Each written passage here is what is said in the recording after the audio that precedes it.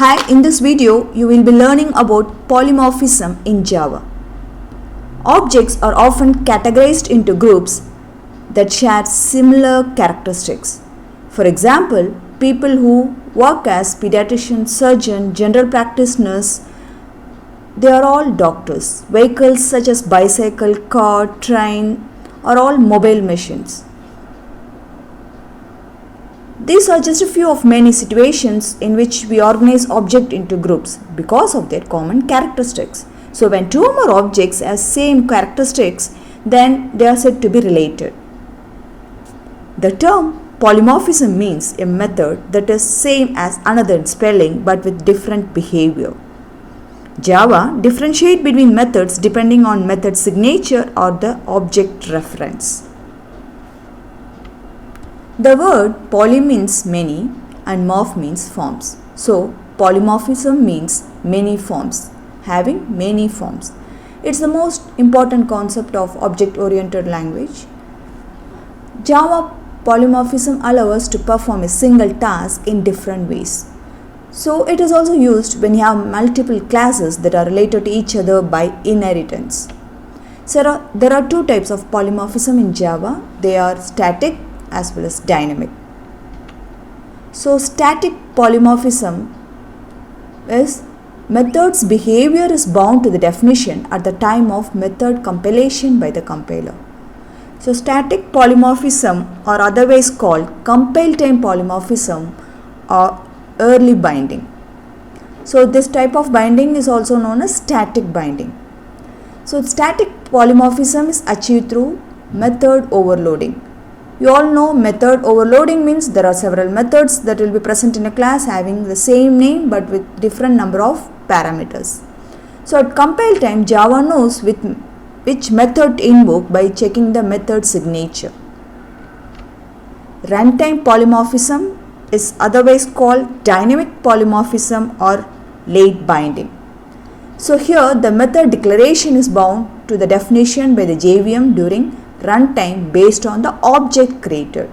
This type of binding is known as dynamic binding and it can be rebound. In Java, the runtime polymorphism is achieved through method overriding. Suppose the same method is created in the superclass as well as in the subclass. Okay. So in this case, the method will be called depend upon the object that is used to call the method. Let's see the example.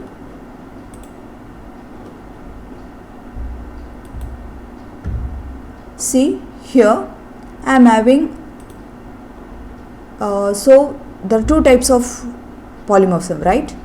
One is dynamic and the another is static. So static polymorphism is achieved through method overloading, whereas dynamic polymorphism is achieved through method overriding. First let's see about method overloading. So here I am having a class employee overloading. So method overloading is a class will have many methods but with different number of parameters. So we achieve method overloading by having different number of arguments, changing the data type of the arguments and changing the sequence of argument. So in this class I am having 4 methods of same name, right? One with different number of argument, only single argument. In this method I am having 2 arguments. So here this based on method with different number of arguments. Okay, so when this is invoked via creating the object for the class, then the value that has been passed based on that the method will be created. That's why it's called compile time polymorphism. Okay, now here it's changing the data type of arguments. Here I am having integer as salary, here I am having salary as double. So what happens based on the data type of arguments, method overloading can be done. Next, changing the sequence of arguments.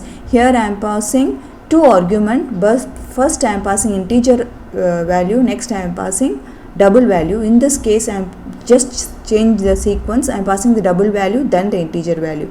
So in this way the method overloading can be achieved and it is invoked, the method is invoked based on the value that has been passed. So this is called compile time polymorphism. Whereas Runtime polymorphism is achieved through method overriding. So what is method overriding? When the subclass is having a same method as that of the superclass, then we say it is overriding. So then how then the methods, if both methods are same, then how it is invoked? So based on the object variable, that particular method will get invoked. Okay. So here there are certain rules in method overriding. Okay. So in this class, I am having two class, one is fruit and apple. So this apple class extends fruit, fine. So in the first class fruit, I am having two methods, method 1 and method 2. Static methods cannot be overridden. So I am having method 1 here, that is static, and here also method 1 that cannot be overridden. But here in this case method 2, it can be overridden. So the overridden method here is method 2. So when I am creating object for superclass, so this object variable refer to the superclass, but here the object variable refers to the subclass, child class. Okay, so that's called upcasting. So when this object variable is used to access method, the superclass method will be invoked. So this object variable refers to the child class. So when this is used to invoke the method, then the subclass method will be invoked. But we cannot, the object variable of subclass cannot point to the superclass, then we will get a type mismatch, cannot convert from fruit to apple. So this is invalid in case of method overriding. So just invoke this method overriding. Okay, you got. So based on the object variable, that method will be invoked. So this is called runtime polymorphism. Here in this case, based on the value that is being passed, the method will get invoked. So this is called compile time polymorphism.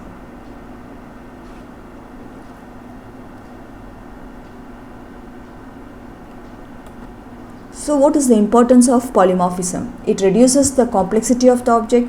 It also reduces the volume of work in terms of handling the various objects, and also through polymorphism, complete implementation can be replaced by using same method signature. So hope you got what is polymorphism, what are the two types, how that polymorphism is achieved in Java.